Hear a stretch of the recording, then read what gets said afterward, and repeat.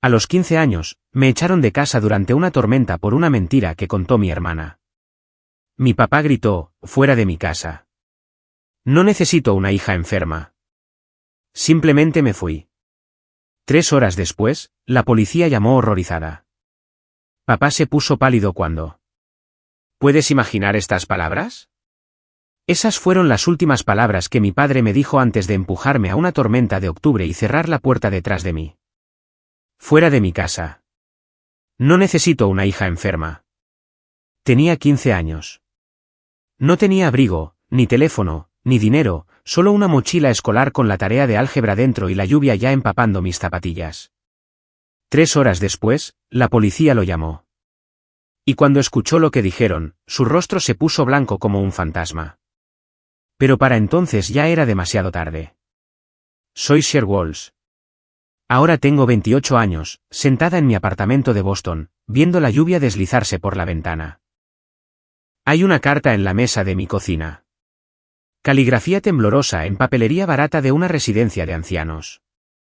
Después de 13 años de silencio, mi padre quiere verme. Dice que se está muriendo. Dice que lo siente. Lo curioso de la lluvia es que siempre me transporta a esa noche. El 14 de octubre de 2011. Recuerdo volver a casa de la escuela como cualquier otro martes. La mochila sobre un hombro, la cabeza llena del examen de álgebra que acababa de aprobar con una nota excelente. Estaba pensando en la cena, en la tarea, en el póster de la banda que quería comprar con mi dinero de cumpleaños, cosas normales de una chica de 15 años. No tenía absolutamente ninguna idea de que en menos de 2 horas estaría caminando sola a través de una tormenta helada, preguntándome si iba a sobrevivir la noche. En el momento en que entré por esa puerta principal, supe que algo andaba mal. Mi padre estaba de pie en la sala de estar, pareciendo un volcán a punto de estallar. Su rostro era del color de la carne cruda. Le temblaban las manos y sostenía un fajo de billetes en un puño y botes de pastillas vacíos en el otro. Mi hermana Karen estaba justo detrás de él.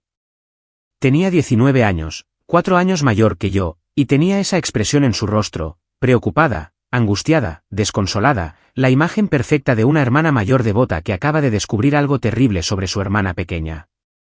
Pero vi sus ojos. Capté ese pequeño destello que no pudo ocultar del todo. Satisfacción. Nuestra madrastra, Jolene, rondaba en la entrada de la cocina, con los brazos cruzados, los labios apretados, sin decir absolutamente nada. Esa era su especialidad, no decir nada mientras sucedían cosas malas. Mi padre ni siquiera me dejó bajar la mochila. Empezó a gritar como si yo hubiera incendiado la casa. Dijo que le había estado robando de la cartera durante meses. Dijo que había estado comprando pastillas, escondiéndolas en mi habitación. Dijo que Karen había encontrado la evidencia. Dinero en efectivo metido en mi cómoda. Botes de pastillas en mi armario. Mensajes de texto que probaban que estaba hablando con traficantes de drogas. Traté de explicarme. Traté de decirle que nunca había tocado su cartera.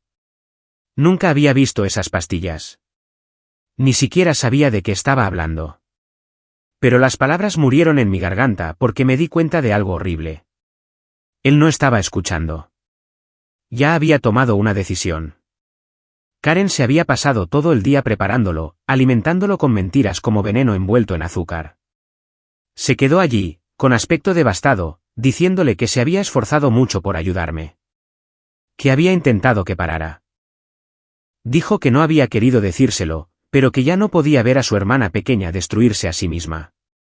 Fue una actuación magistral, digna de un premio de la Academia, y mi padre se tragó cada palabra como si fuera la verdad del Evangelio. Me agarró del brazo con la fuerza suficiente para dejarme moretones y me arrastró hacia la puerta principal. Mi mochila estaba justo donde la había dejado caer. La recogió y me la arrojó al pecho con tanta fuerza que tropecé hacia atrás. Luego abrió la puerta. La lluvia ya caía a cántaros. Los truenos retumbaban en la distancia. La temperatura había bajado 15 grados desde esa mañana. Y mi padre me miró directamente a los ojos y dijo esas palabras de nuevo. Fuera de mi casa. No necesito una hija enferma. Me empujó al porche. La puerta se cerró de golpe. El cerrojo hizo clic. Y así, a los 15 años, me quedé sin hogar. Me quedé en ese porche durante unos 5 minutos, completamente congelada. No por el frío, aunque eso estaba por llegar, sino por el shock. Seguí esperando que la puerta se abriera de nuevo, esperando que alguien dijera que todo había sido un gran malentendido. Nadie vino. Mi teléfono estaba en el escritorio de mi habitación. No me permitieron coger nada excepto lo que ya tenía en las manos. Mi mochila tenía libros de texto, una barra de granola a medio comer y absolutamente nada útil para sobrevivir una noche a la intemperie. Sin chaqueta, sin dinero, sin forma de pedir ayuda. En 2011, los teléfonos públicos todavía existían en alguna parte, pero ¿quién lleva monedas? No una quinceañera que gastaba su paga en pósteres de bandas. Prioridades, ¿verdad? Una estudiante de sobresaliente con 0 estrellas en habilidades de supervivencia. Así que empecé a caminar. No tomé una decisión consciente sobre a dónde ir. Mi cuerpo simplemente se movió en piloto automático hacia el único lugar seguro que conocía, la casa de mi abuela Dorothy, a 7 millas de distancia. La mamá de mi mamá.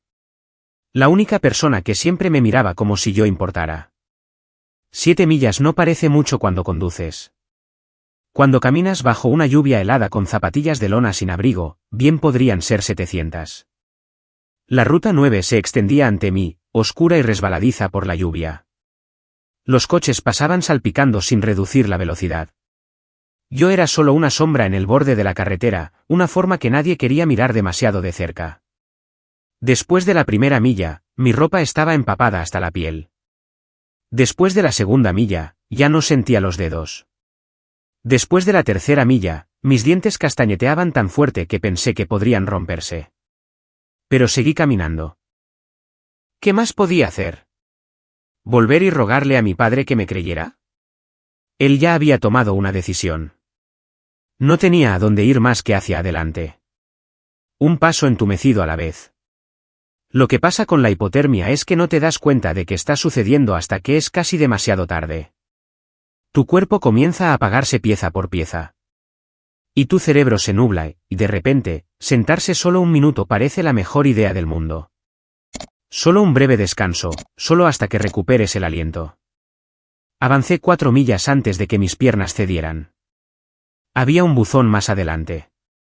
Recuerdo haber pensado que me apoyaría en él un segundo, recuperaría el aliento y luego seguiría. La casa de la abuela estaba a solo 3 millas más. Podía lograrlo. Pero mis rodillas se doblaron antes de llegar allí. La grava se acercó rápido y luego todo se oscureció. 3 horas después de echar a su hija a una tormenta, sonó el teléfono de mi padre. La voz al otro lado era fría y profesional. El oficial Daniels de la policía del condado. Había habido un incidente. Su hija había sido encontrada inconsciente en la ruta 9, con hipotermia. Estaba siendo trasladada al Hospital General del Condado. Y una cosa más, señor. Los servicios de protección infantil han sido notificados. Un trabajador social ya está en el lugar. Tenemos algunas preguntas sobre por qué una niña de 15 años caminaba sola en una tormenta peligrosa sin abrigo y sin teléfono. Necesitaremos que venga al hospital y traiga cualquier evidencia que tenga. El rostro de mi padre se puso pálido como un hueso. Lo sé porque el personal del hospital me lo contó más tarde. Dijeron que parecía un hombre viendo cómo toda su vida se desmoronaba en cámara lenta. Karen estaba de pie justo a su lado cuando recibió esa llamada. Y por primera vez, su máscara perfecta se deslizó, solo por un segundo, pero fue suficiente. Porque esto es lo que pasó esa noche. Lo que lo cambió todo. La mujer que me encontró inconsciente en ese borde de la carretera no era una extraña cualquiera que volvía a casa. Su nombre era Gloria Ensley, y había pasado 35 años trabajando para los servicios de protección infantil. Había visto todo tipo de abuso, todo tipo de negligencia, todo tipo de mentiras que los padres cuentan sobre sus hijos. Sabía exactamente lo que estaba viendo cuando encontró a una adolescente bajo la lluvia sin abrigo, sin teléfono y sin que nadie la buscara. Y no iba a dejarlo pasar. Mi padre pensó que se estaba deshaciendo de un problema esa noche. Pensó que estaba limpiando la casa, eliminando la manzana podrida, protegiendo a su familia de una hija enferma que no merecía su amor. Pero lo que realmente hizo fue encender una mecha. Y no tenía idea de lo que estaba a punto de explotar. Antes de continuar, si estás disfrutando la historia, por favor suscríbete y dime en los comentarios desde dónde estás viendo y qué hora es allí. Lo veo todo. Muchas gracias por tu apoyo. Ahora, para entender lo que pasó esa noche, para entender realmente por qué mi hermana hizo lo que hizo, necesito llevarte atrás, a cuando todo empezó a desmoronarse. Mi madre, Patricia, murió en 2006. Cáncer. Yo tenía 10 años. Karen tenía 14. Un día, teníamos una mamá que hacía panqueques los domingos por la mañana y me trenzaba el pelo para las fotos de la escuela. Al día siguiente, estábamos junto a una cama de hospital viendo cómo las máquinas pitaban cada vez más lento hasta que se detuvieron por completo. Mi padre no lo manejó bien. Eso es decirlo suavemente. Básicamente se derrumbó sobre sí mismo como una estrella moribunda. Iba a trabajar, volvía a casa, se sentaba en su sillón reclinable, miraba a la nada. La casa podría haberse incendiado a su alrededor y no estoy segura de que se hubiera dado cuenta. Así que Karen dio un paso al frente. A los 14 años, se convirtió en la que cocinaba la cena, firmaba las autorizaciones y se aseguraba de que yo llegara a la escuela a tiempo. Se convirtió en la responsable, la madura, la hija en la que mi padre podía apoyarse. Y él la elogiaba constantemente por ello. ¿Qué haría sin ti, Karen? Eres tan madura, Karen. Eres el pegamento que mantiene unida a esta familia, Karen. No creo que ni una sola vez le preguntara cómo estaba manejando la muerte de nuestra madre. Simplemente esperaba que ella se encargara de todo lo demás. Mi padre tenía 2 puntos ciegos en la vida. Su hija mayor y su amado sillón reclinable. Ambos estaban gastados, desmoronándose por las costuras y necesitaban desesperadamente ser reemplazados, pero él no podía verlo. Los hombres y sus sillones reclinables. Lo juro. Lo que nadie vio, lo que mi padre se negó absolutamente a ver, fue lo que sucedía cuando él no estaba mirando. Karen no solo estaba dando un paso al frente. Estaba construyendo un reino. Y en su reino, yo era la campesina que necesitaba ser mantenida en su lugar. Empezó con cosas pequeñas. Tareas que desaparecían misteriosamente la noche antes de su entrega. Autorizaciones para excursiones escolares que de alguna manera nunca llegaban a mis maestros. Mi camisa favorita encogida en la lavadora. Luego otra, y otra. Vaya. Debió ser un accidente. Invitaciones a fiestas de cumpleaños que envié y que mis amigos nunca recibieron. Mensajes de compañeros de clase que se perdían. Una reputación que se construía ladrillo a ladrillo sin que yo siquiera lo supiera. Iba a mis maestros con esa expresión triste y preocupada y les decía que yo estaba teniendo dificultades después de la muerte de nuestra madre, que me estaba portando mal en casa, que debían ser pacientes conmigo porque estaba pasando por un momento muy difícil. Pintó una imagen de una niña con problemas y todos le creyeron porque era muy madura, muy responsable, muy cariñosa.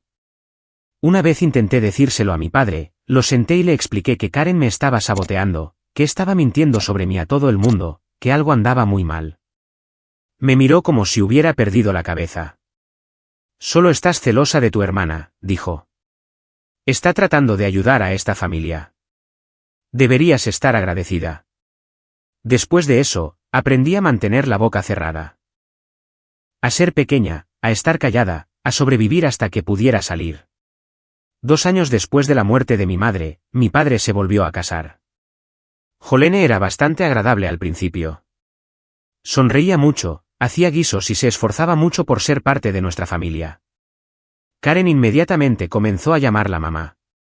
Fue estratégico, creo, una forma de cimentar su posición como la hija buena, la leal. Yo no pude hacerlo.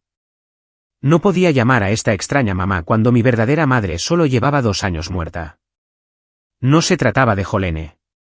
Se trataba de que mi propio corazón no estaba listo. Pero esa silenciosa rebelión me costó. A partir de ese día, Jolene me trató como a una extraña en mi propia casa. Ella y Karen formaron su propio pequeño club. Y yo no estaba invitada.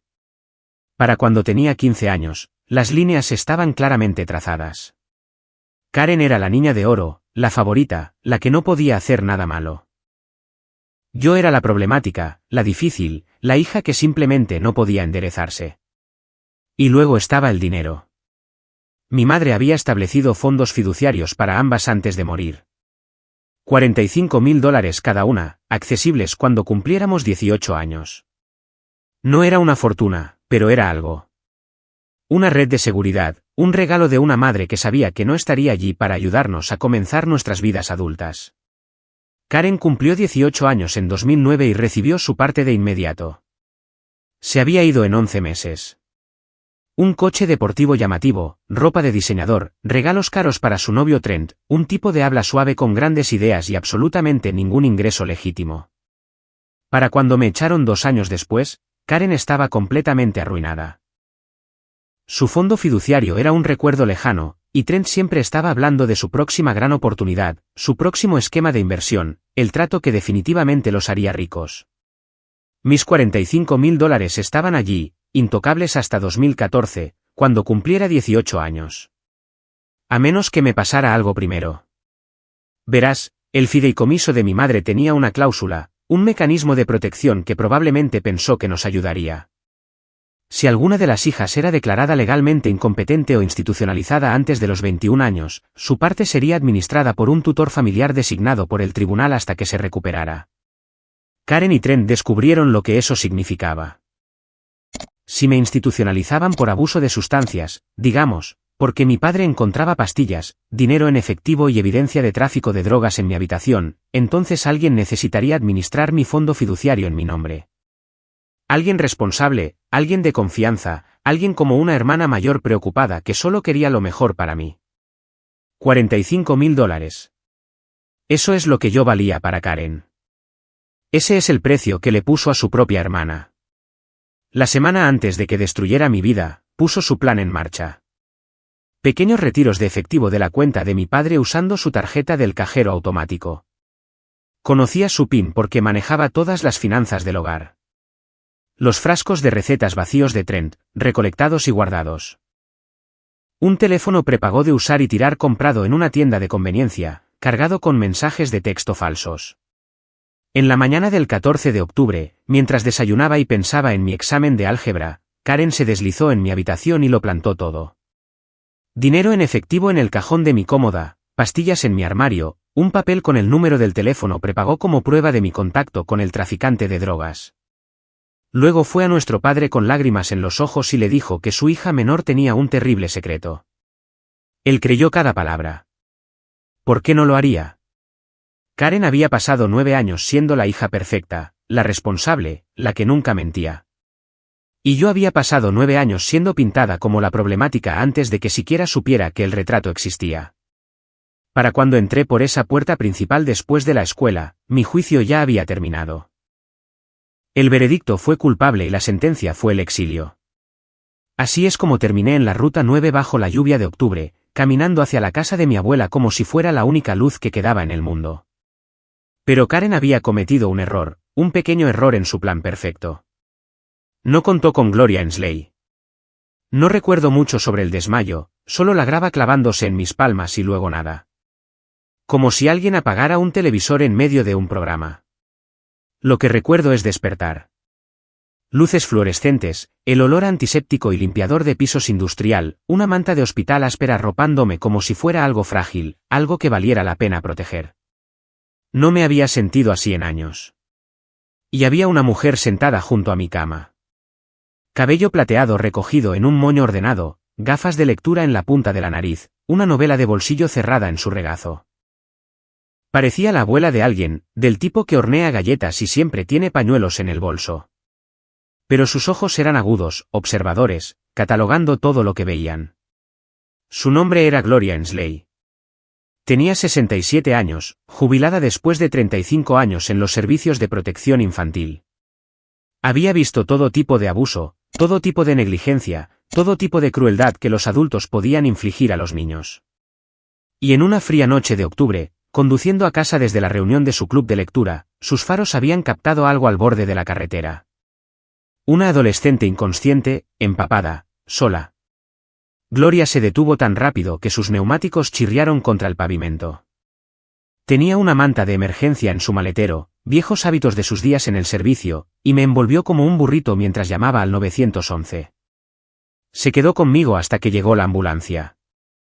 Siguió a la ambulancia hasta el hospital y cuando desperté 4 horas después, ella todavía estaba allí. Esa mujer podría haberme salvado la vida. No solo porque me encontró antes de que la hipotermia terminara lo que la tormenta empezó, sino porque era exactamente la persona adecuada en el momento exacto. Me entregó una taza de café cuando abrí los ojos. Café de la cafetería del hospital. Del tipo que sabe a arrepentimiento preparado a 200 grados. Esto es terrible, dijo. Pero está caliente. Me reí, de verdad me reí, y por primera vez en horas, quizás días, ella me devolvió la sonrisa. Una sonrisa cómplice y gentil que decía que entendía más de lo que yo me daba cuenta. Ahí está ella, dijo. Ahora, ¿por qué no me cuentas por qué una chica de 15 años caminaba sola por la ruta 9 en una tormenta sin abrigo y sin teléfono? Así que le conté todo. Las acusaciones, las pruebas plantadas, los años de manipulación de Karen. Le conté cosas que nunca le había contado a nadie porque nadie me había escuchado de verdad.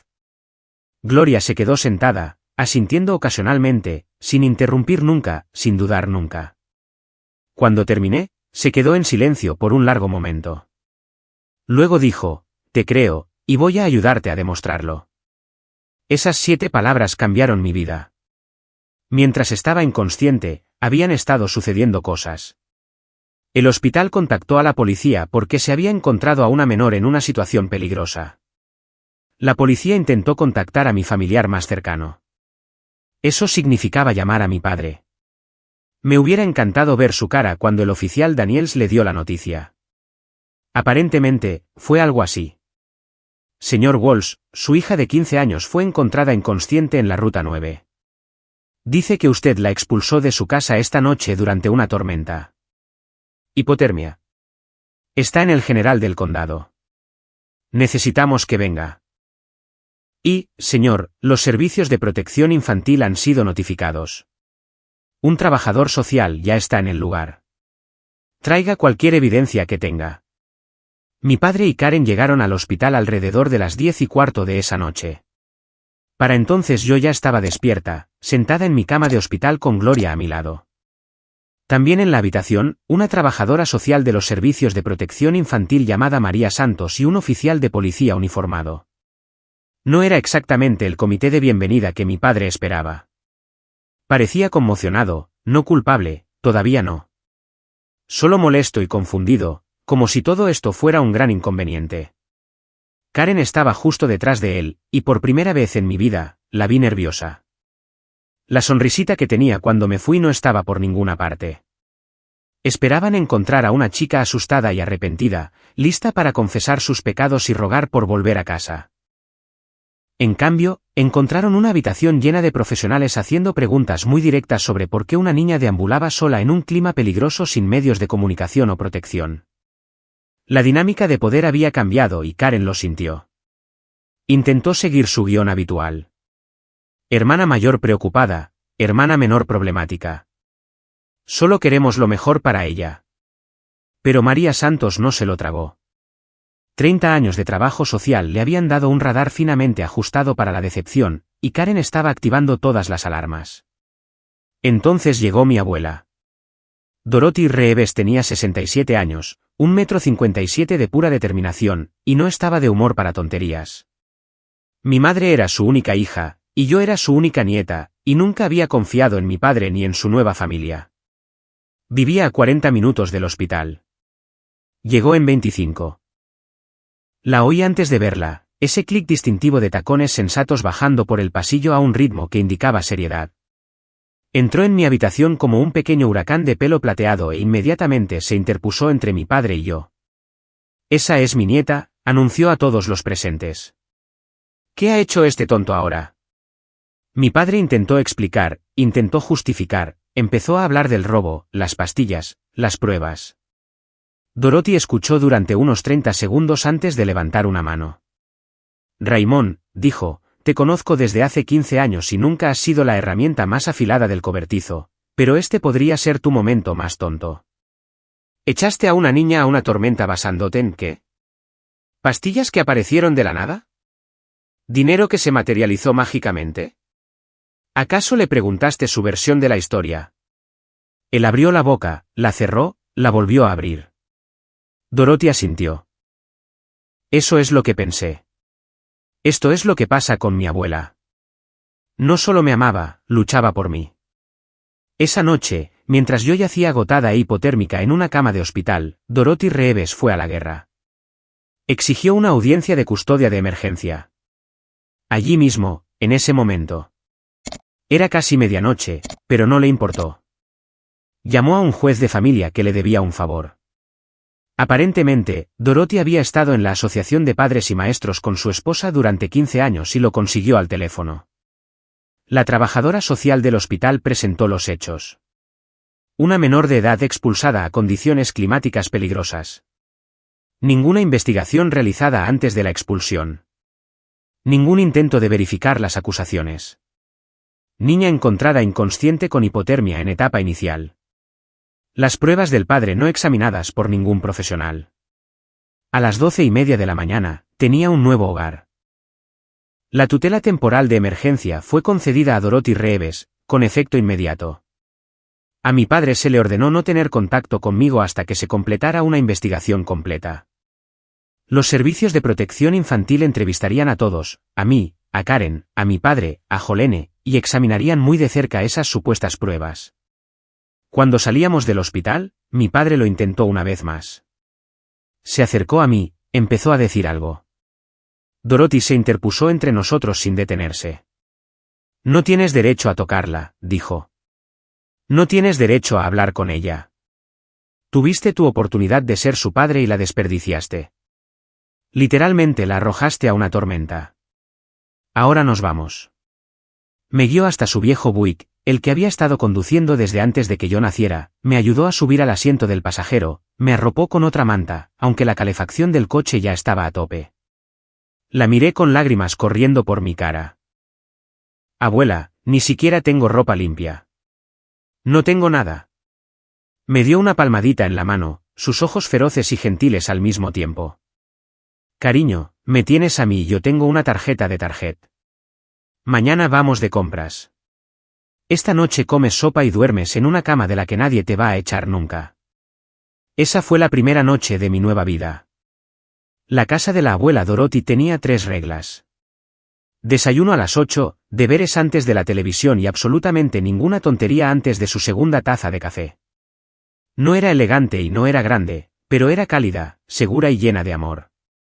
Por primera vez en años, sentí que podía respirar. Pero la historia no había terminado. Ni mucho menos. 2 semanas después, la investigadora de los servicios de protección infantil llamó a mi abuela. Señora Reeves, dijo María Santos, quizás quiera sentarse. Hemos estado examinando las pruebas que proporcionó el señor Walsh. La cronología no cuadra y hemos encontrado algunas grabaciones de seguridad que cuentan una historia muy diferente. El plan perfecto de Karen estaba a punto de desmoronarse, y no tenía ni idea de lo que se avecinaba. La investigación lo cambió todo. María Santos no era solo una trabajadora social que marcaba casillas. Era una detective con Cardigan. Y no solo miraba las pruebas, las rastreaba. Cada recibo, cada marca de tiempo, cada hilo. Y cuanto más tiraba, más se deshacía la historia perfecta de Karen. Empezó con el dinero. Se habían encontrado $800 en el cajón de mi cómoda. Mi padre dijo que demostraba que le había estado robando durante meses. Caso cerrado, ¿verdad? Excepto que María Santos realmente revisó los registros bancarios. Esos $800 provenían de un único retiro en un cajero automático el 14 de octubre, el mismo día que me echaron. El banco proporcionó las imágenes de vigilancia de la máquina. Marca de tiempo, 2:47 de la tarde. La persona en la cámara no era yo. Era Karen. Clarísimo. La misma chaqueta que llevaba esa mañana. La misma coleta.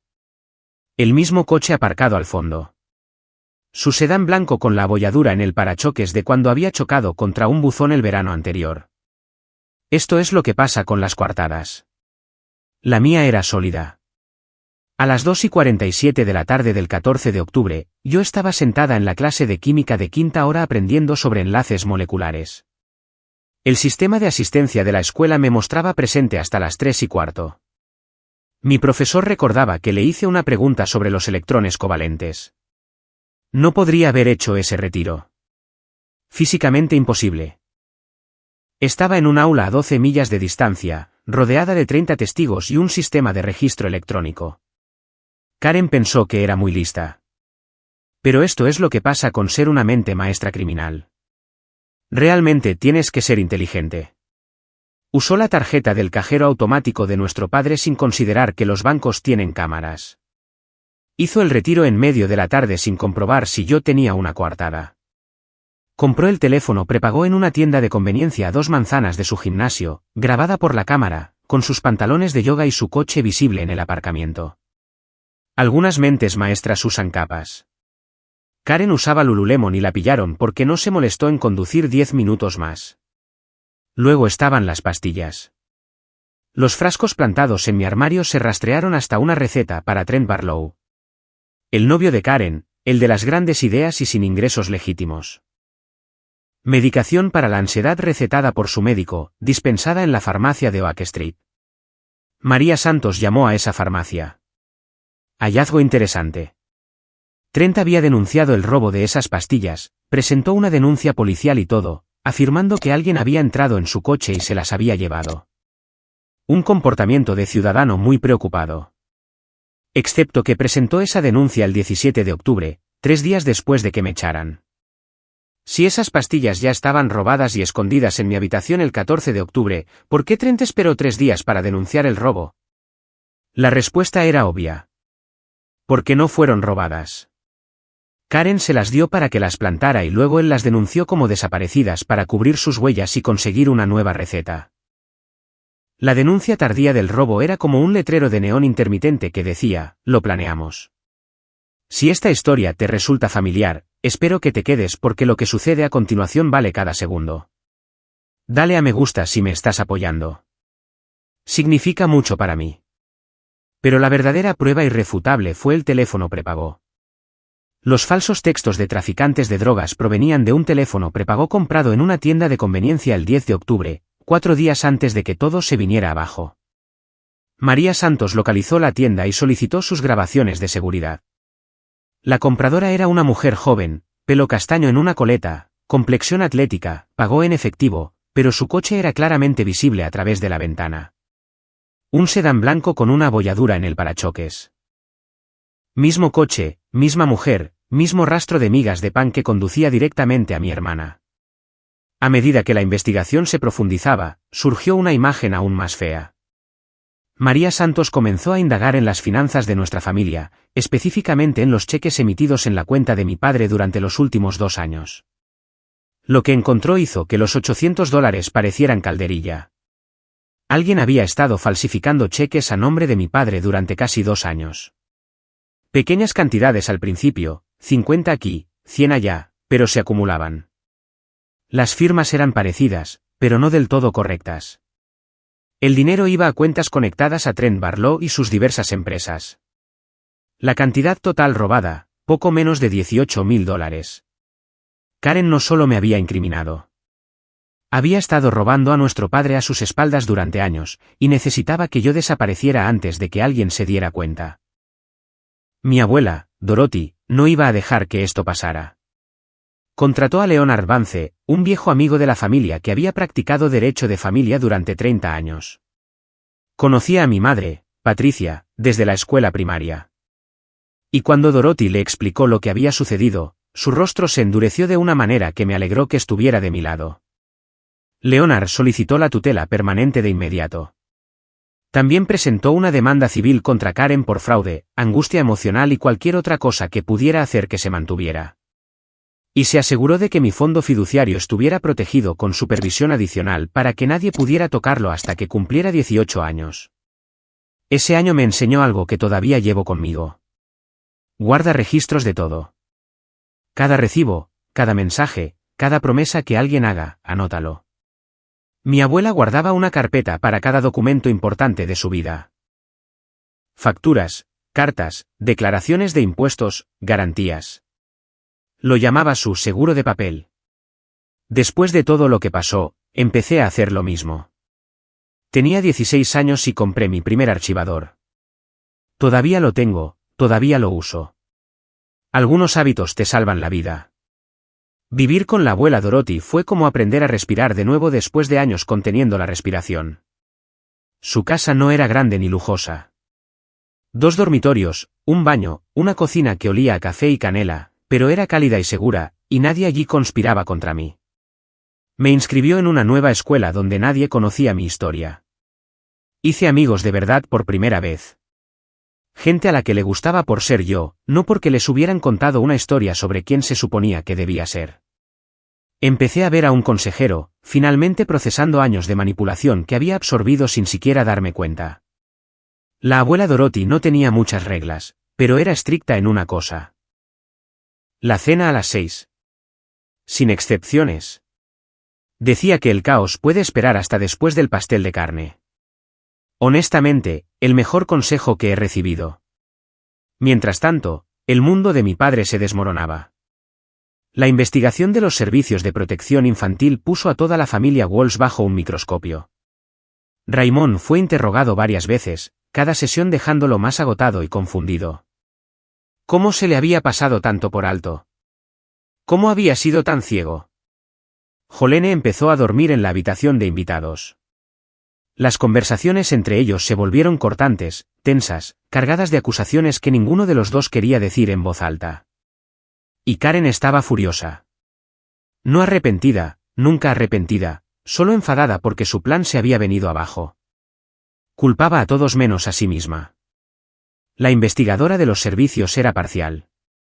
Las imágenes del banco eran engañosas. Los registros de recetas de Trent eran un malentendido. La corona de la niña de oro se estaba deslizando y no podía soportarlo. Leonard Vance pasó meses construyendo un caso sólido. Registros bancarios, imágenes de vigilancia, documentos de la farmacia, recibos de compra del teléfono. Recopiló declaraciones de testigos de Gloria Ensley, de mis maestros, de vecinos que habían notado el coche de Karen yendo y viniendo a horas extrañas. Incluso algunas de las antiguas amigas de Karen se presentaron.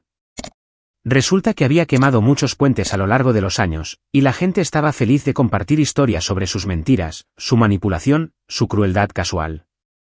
La fecha del juicio se fijó para marzo de 2012. Pero un mes antes de la audiencia, sucedió algo inesperado.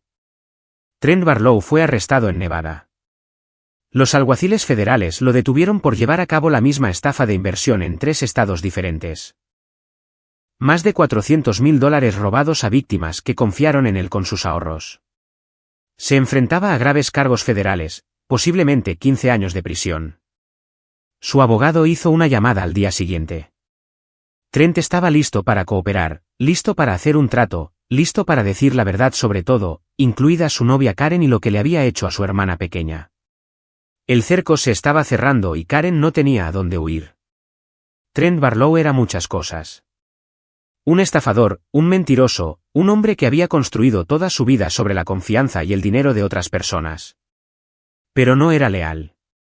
En el momento en que los fiscales federales le ofrecieron una sentencia reducida a cambio de cooperación, cantó como un canario con un contrato discográfico. Su declaración escrita tenía 12 páginas. Lo confirmó todo. El plan para incriminarme había sido idea de Karen desde el principio. Había estado robando a nuestro padre durante casi 2 años, desviando dinero a Trent para sus inversiones. Cuando se dio cuenta de que su robo era cada vez más difícil de ocultar, decidió que necesitaba un chivo expiatorio. Ese chivo expiatorio era yo. Karen pensó que yo era el objetivo perfecto. La hermana menor problemática, la que nunca había encajado, la que nadie creería. Le dijo a Trent que conseguir que me institucionalizaran resolvería 2 problemas a la vez.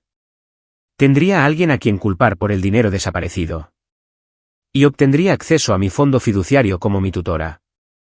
$45.000. Eso es lo que planeaba robarme mientras yo estaba sentada en alguna institución, drogada, desacreditada y completamente sola. Trent lo escribió todo. Las sesiones de planificación, los frascos de pastillas que proporcionó, el teléfono prepago que Karen compró, la mañana en que plantó las pruebas en mi habitación. Incluso incluyó mensajes de texto entre ellos de los días previos al 14 de octubre. Mensajes que demostraban que esto no fue impulsivo. Fue calculado, premeditado, frío. Su última línea se me quedó grabada. Karen dijo que su hermana era una don nadie que no se defendería. Se equivocó. Marzo de 2012, Tribunal de Familia. Llevaba 5 meses viviendo con la abuela Dorothy para entonces. Había ganado peso, del bueno. Del que viene de comidas regulares y sueño real. Había entrado en el cuadro de honor en mi nueva escuela. Había empezado a recordar lo que se sentía al ser una adolescente normal. Pero al entrar en esa sala del tribunal, me sentí de 15 años de nuevo, asustada y pequeña, y preguntándome si alguien me creería. La abuela Dorothy apretó mi mano. Leonard Vance asintió tranquilizadoramente, y Gloria Ensley también estaba allí, sentada en la galería, con las mismas gafas de lectura y la misma expresión feroz que tenía la noche que me encontró. Se suponía que la audiencia era sobre la tutela, cosas simples, hacer permanente la custodia temporal de Dorothy, establecer obligaciones de manutención, ese tipo de cosas. Pero se convirtió en algo mucho más grande. El fiscal de distrito se había involucrado. Con la confesión de Trent y la montaña de pruebas que María Santos había recopilado, esto ya no era solo un asunto del Tribunal de Familia. Había cargos criminales sobre la mesa. Karen se sentó al otro lado de la sala con un defensor público que había conocido una hora antes. Parecía más pequeña de lo que recordaba, más pálida. La niña de oro segura de sí misma que había controlado nuestro hogar durante una década ahora parecía exactamente lo que era, una joven asustada cuyas mentiras finalmente la habían alcanzado. Nuestro padre se sentó solo en la galería. Jolene se había negado a venir. Parecía haber envejecido 10 años en 5 meses. Las pruebas se presentaron de forma sistemática, profesional, devastadora. Imágenes del cajero automático que mostraban a Karen haciendo el retiro a las 2:47 de la tarde. Mis registros de asistencia escolar que probaban que estaba en clase de química a esa misma hora. Registros de la farmacia que mostraban la denuncia de robo convenientemente retrasada de Trent. Imágenes de seguridad de la tienda de conveniencia que mostraban a Karen comprando el teléfono prepago. 2 años de cheques falsificados por un total de $18.000. Y la confesión de Trent. Leída en el acta palabra por palabra. Cuando fue el turno de Karen de subir al estrado, intentó mantener su historia, intentó parecer confundida e inocente y profundamente preocupada por su hermana problemática. La fiscal no se lo tragó. Señorita Walsh, dijo, mostrando la fotografía del cajero automático. ¿Es usted en el First National Bank el 14 de octubre a las 2:47 de la tarde? Karen tragó saliva. Miró la imagen de sí misma, clara como el día. Estaba sacando dinero para la compra. ¿La compra? La fiscal asintió lentamente. $800 en efectivo para la compra. Y no le mencionó este retiro a su padre cuando acusó a su hermana de robar esa cantidad exacta más tarde ese mismo día. Silencio. ¿Y la ubicación de este cajero automático? Está a 12 millas de la escuela de su hermana. Una escuela donde los registros de asistencia muestran que estuvo presente hasta las 3:15 de la tarde. ¿Puede explicar cómo pudo haber hecho este retiro mientras estaba sentada en clase de química? Más silencio. El defensor público de Karen objetó, pero no había nada que objetar. Las pruebas eran las pruebas. A los hechos no les importaban sus sentimientos. Luego llamaron a Jolene. Mi madrastra parecía que quería estar en cualquier otro lugar de la tierra. Había pasado años en silencio, manteniéndose neutral, sin involucrarse. Pero esto era un tribunal y estaba bajo juramento. Y de repente, guardar silencio ya no era una opción. La fiscal le preguntó sobre la mañana del 14 de octubre. ¿Vio algo inusual? La voz de Jolene era apenas un susurro. Karen entró en la habitación de Sherry esa mañana alrededor de las 7. Dijo que iba a pedir prestado un coletero. ¿Salió con un coletero? No, salió con las manos vacías. ¿Y notó algo más en los días previos al incidente? Jolene cerró los ojos. Parecía que se estaba preparando para el impacto. 2 días antes, escuché a Karen por teléfono con Trent. Dijo, todo está en su lugar.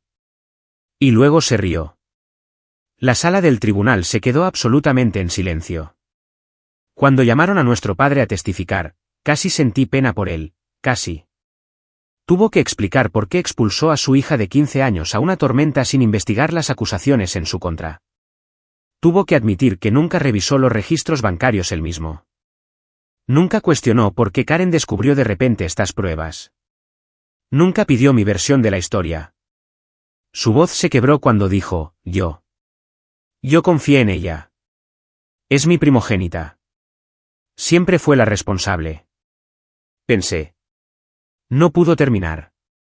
La jueza Patricia Morrison llevaba 30 años en el cargo. Había visto feas batallas de custodia, divorcios amargos, familias destrozadas por mentiras, dinero y orgullo. Pero creo que incluso ella estaba perturbada por lo que había oído. Sus palabras cortaron la sala del tribunal como una cuchilla. Señor Walsh, la confianza no es una excusa para la negligencia. Usted expulsó a una menor de edad a condiciones climáticas peligrosas basándose en acusaciones no verificadas. No hizo ningún intento de investigar. Eligió a una hija sobre la otra sin pruebas, sin razón, sin un juicio parental básico. Eso no es ser padre. Eso es abandono.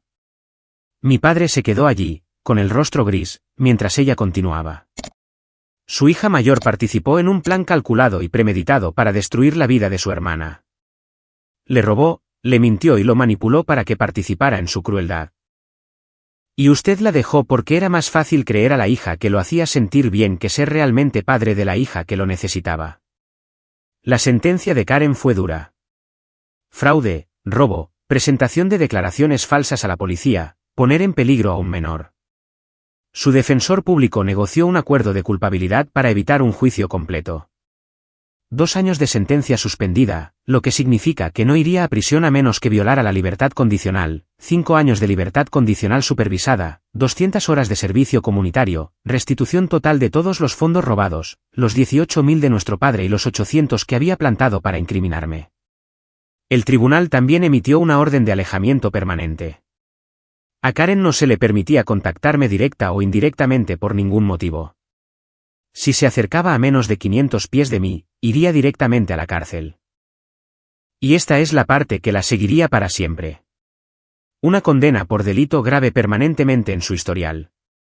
No más trabajos en finanzas, no más puestos que involucren dinero o confianza, no más trabajo con niños o adultos vulnerables. La niña de oro ahora tenía una letra escarlata, y no se la iba a quitar. Mi padre perdió los derechos de tutela permanentemente. Se le ordenó pagar mi terapia y mis gastos educativos hasta que cumpliera 21 años. También se le ordenó establecer un fondo universitario con el dinero de la restitución. La comunidad se enteró de todo. En los pueblos pequeños se habla. En pocas semanas, todos sabían lo que Raymond Walsh le había hecho a su hija menor. Los amigos dejaron de llamar. Los vecinos miraban para otro lado. Su grupo de la iglesia de repente tenía conflictos de horario cada vez que intentaba asistir. Jolene solicitó el divorcio 6 semanas después. Había sido cómplice de mi sufrimiento, y lo sabía, y no podía soportar que se lo recordaran cada vez que miraba a su marido. La jueza se dirigió a mí al final. Señorita Walsh, dijo, ha demostrado una notable resiliencia frente a una crueldad extraordinaria. El tribunal concede la custodia total y permanente a su abuela, Dorothy Reeves. Su fondo fiduciario permanecerá protegido hasta que cumpla 18 años. Y espero sinceramente que tenga un futuro mejor que su pasado. Quería decir algo ingenioso, algo memorable. Quería decir, señoría, debería verme aparcar en paralelo. Esa es la verdadera prueba de carácter, pero algunos chistes son solo para uno mismo. Y ese momento era demasiado grande para el humor. En cambio, solo dije, gracias.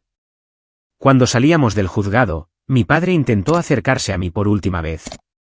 Cariño, empezó. Estoy tan... La abuela Dorothy se interpuso entre nosotros sin detenerse. Su voz era de hielo. Ya no tienes derecho a llamarla así. Perdiste ese derecho cuando la arrojaste a una tormenta. Seguimos caminando. No miré atrás. Ese día brillaba el sol. Marzo en nuestra parte del país puede ser impredecible. Pero esa tarde era cálida y brillante y llena de promesas. Tenía una abuela que me amaba, un abogado que había luchado por mí, una trabajadora social y una supervisora de los servicios de protección infantil jubilada que me habían creído cuando nadie más lo hizo. Y tenía un futuro, por fin. Pero algunas historias no terminan en el juzgado. Algunas historias tienen un capítulo más. 13 años después, llegó una carta. Octubre de 2024. Ahora tengo 28 años, y mi vida no se parece en nada a lo que imaginaba cuando tenía 15, caminando a través de una tormenta con nada más que una mochila escolar y zapatillas empapadas. Vivo en Boston. Un hermoso apartamento con vistas al puerto. La luz de la mañana que entra a raudales por las ventanas que yo misma elegí. Soy directora de marketing en una empresa de tecnología. Buen salario, buenos beneficios, buena gente.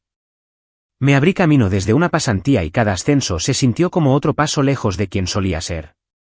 Y estoy comprometida. Se llama Colin. Es enfermero pediátrico, lo que te dice prácticamente todo lo que necesitas saber sobre su corazón. Nos conocimos en un evento de caridad hace 2 años. Yo estaba allí por trabajo.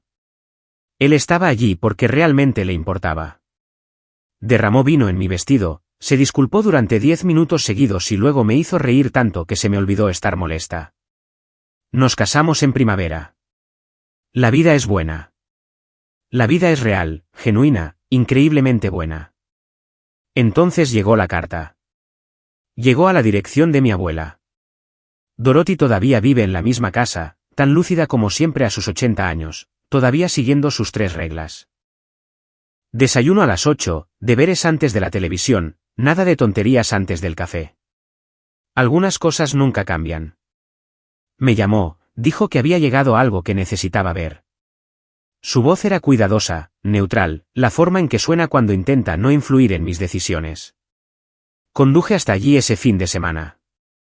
El sobre era blanco, liso, de papel barato con una caligrafía temblorosa que apenas reconocí. La dirección del remitente era Maple Grove Care Center, una residencia de ancianos a 1 hora de donde crecí.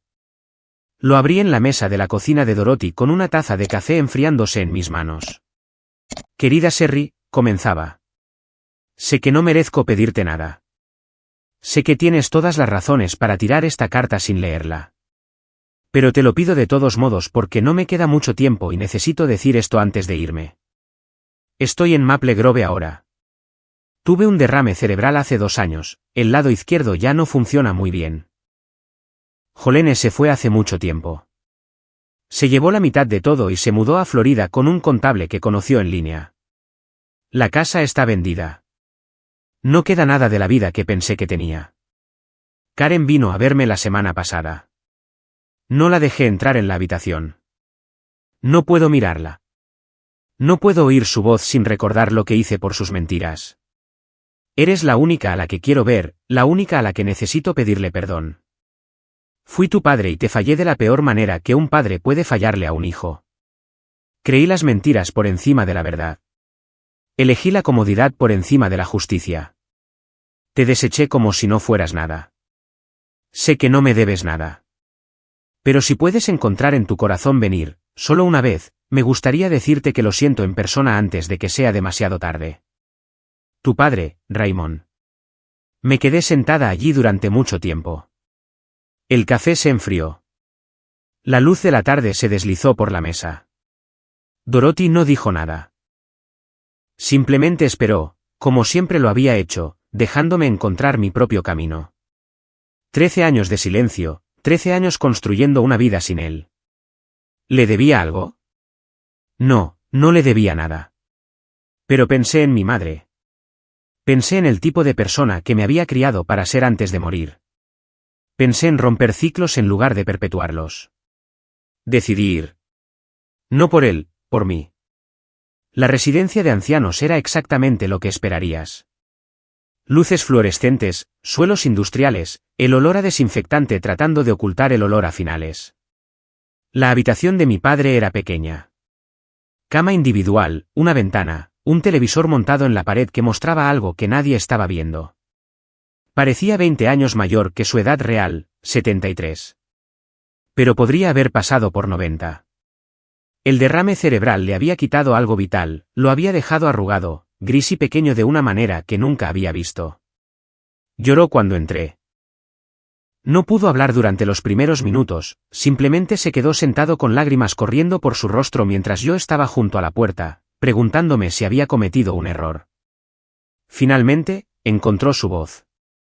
Se disculpó una y otra vez, tropezando con las palabras, repitiéndose porque el derrame cerebral también le había quitado parte de su lenguaje. Dijo que había sido ciego, estúpido, cruel. Dijo que perderme fue lo peor que había hecho en su vida. Dijo que pensaba en esa noche de octubre todos los días. Todas las noches, cada vez que llovía. Lo dejé terminar. No lo interrumpí, tampoco lo consolé. Luego dije lo que había venido a decir. Te perdono. Su rostro se arrugó de alivio. Pero quiero que entiendas lo que eso significa. Acerqué una silla a su cama y me senté. Me aseguré de que me estuviera mirando. El perdón no significa que olvide. Significa que elijo no llevar más esta ira. Es pesada y me ha estado agobiando y he terminado de dejar que ocupes espacio en mi corazón. Me arrojaste a una tormenta porque creíste una mentira. No la creíste porque las pruebas fueran convincentes. La creíste porque era más fácil. Porque Karen te hacía sentir bien contigo mismo. Y yo te recordaba todo lo que habías perdido cuando mamá murió. Elegiste la mentira cómoda por encima de tu propia hija. Construí toda mi vida sin ti. Me pagué la universidad. Construí una carrera. Me voy a casar con un hombre que nunca, jamás, me echaría a la calle bajo una llovizna, y mucho menos un huracán. Soy feliz. Pero tú tienes que vivir con lo que hiciste. Esa ya no es mi carga. Es tuya. Asintió, con las lágrimas aún corriendo. No creo que le quedaran palabras. Lo sé. Finalmente logró decir. Lo sé. Solo necesitaba que supieras que lo siento. Necesitaba verte una última vez. Me quedé otros 20 minutos. No hablamos mucho. ¿Qué más había que decir? Le hablé de mi trabajo, mi apartamento, Colin, cosas superficiales, cosas seguras. Escuchó como si fuera la conversación más importante de su vida. Cuando me levanté para irme, extendió su mano buena, no agarrando, solo extendiéndola. Dejé que tocara mis dedos por un momento, luego salí. En el pasillo, una enfermera me detuvo. Eres su hija, ¿verdad? La menor. Asentí. Miró hacia su habitación, luego a mí. Tu hermana vino la semana pasada. Se negó a verla, nos dijo que la echáramos. Me quedé muy quieta. No quiso verla. La enfermera negó con la cabeza, dijo que solo podía soportar disculparse con una hija, y no era ella. Se molestó bastante, de hecho. Dijo que ya no podía mirarla a la cara sin ver lo que había hecho. No supe qué decir a eso. Después de todos estos años de ser la rechazada, la hija desechable, la que no era lo suficientemente buena, mi padre finalmente había rechazado a Karen, la niña de oro, la favorita, la que había creído sin dudar. Demasiado tarde para importar, demasiado tarde para sanar nada. Pero aún así, algo se movió en mi pecho. No perdón exactamente. Ya lo había dado. Algo más parecido a la finalización, como la última página de un libro muy largo que finalmente se pasa. Salí de esa residencia de ancianos bajo el sol de octubre. Mismo mes, clima diferente, vida diferente. Hace 13 años, octubre significaba lluvia, traición e hipotermia. Ahora octubre significa hojas que caen y todo con especias de calabaza. Sí, soy básica. No me importa. Y el aniversario de cuando comenzó mi vida real. Algunas tormentas no te destruyen, te redirigen. Esa noche de octubre de hace 13 años, perdí una casa, pero encontré mi hogar. Perdí un padre que no me merecía, y encontré una abuela que sí. Perdí una hermana que nunca me amó, y me encontré a mí misma. Colin estaba esperando cuando volví a Boston. Recipientes de comida para llevar en la encimera. Una película mala lista en la televisión. Esa mirada paciente que pone cuando sabe que necesito tiempo para procesar. ¿Cómo fue?, preguntó. Dejé mis llaves en la mesa y me apoyé en él.